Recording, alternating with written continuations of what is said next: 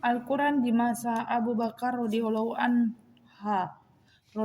anhu. Sesudah Rasulullah wafat, para sahabat baik Ansor maupun Muhajirin sepakat mengangkat Abu Bakar menjadi khalifah.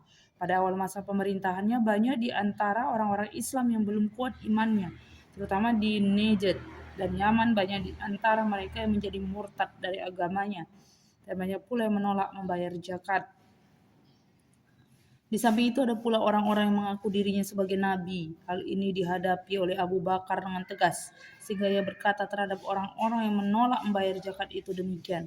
Demi Allah, kalau mereka menolak untuk menyerahkan seekor anak kambing sebagai zakat seperti apa yang pernah mereka serahkan kepada Rasulullah, niscaya aku akan memerangi mereka. Maka terjadilah peperangan yang hebat untuk menumpas orang-orang murtad dan pengikut-pengikut orang yang mengaku dirinya nabi. Di antara peperangan-peperangan itu yang terkenal adalah peperangan Yamamah.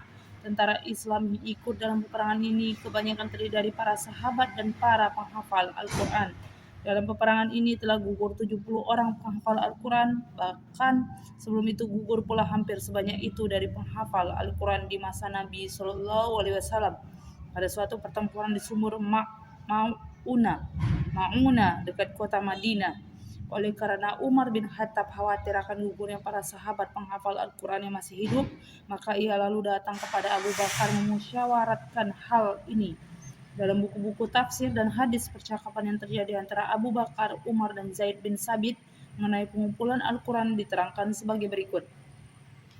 Umar berkata kepada Abu Bakar, dalam peperangan Yamamah para sahabat yang hafal Al-Quran telah banyak yang gugur.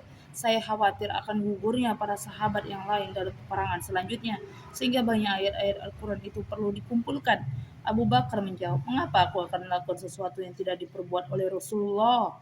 Umar menegaskan, demi Allah, ini adalah perbuatan yang baik, dan ia berulang kali memberikan alasan-alasan kebaikan mengumpulkan Al-Quran ini, sehingga Allah membukakan hati Abu Bakar untuk menerima pendapat Umar itu.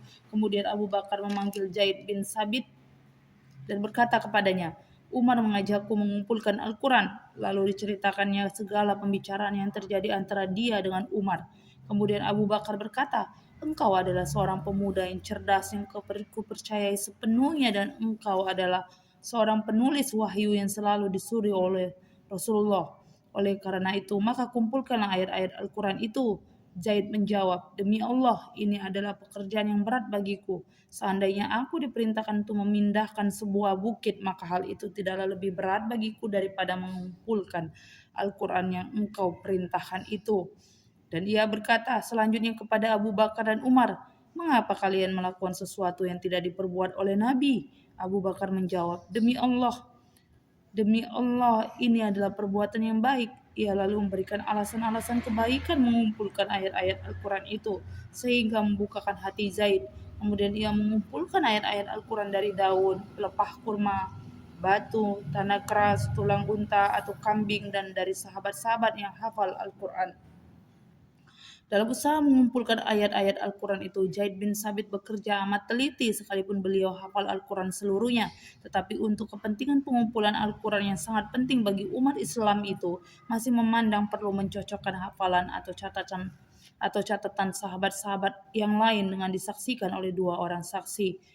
Dengan demikian Al-Quran seluruhnya telah ditulis oleh Zaid bin Sabit dalam lembaran-lembaran dan diikatnya dengan benar, tersusun menurut urutan ayat-ayatnya sebagaimana yang telah ditetapkan oleh Rasulullah. Kemudian diserahkan kepada Abu Bakar. Mushaf ini tetap di tangan Abu Bakar sampai ia meninggal. Kemudian dipindahkan ke rumah Umar bin Khattab dan tetap ada di sana selama pemerintahnya. Sesudah beliau wafat, mushaf itu dipindahkan ke rumah Hafsah, putri Umar, istri Rasulullah, sampai masa pengumpulan dan penyusunan Al-Quran di masa Khalifah Utsman.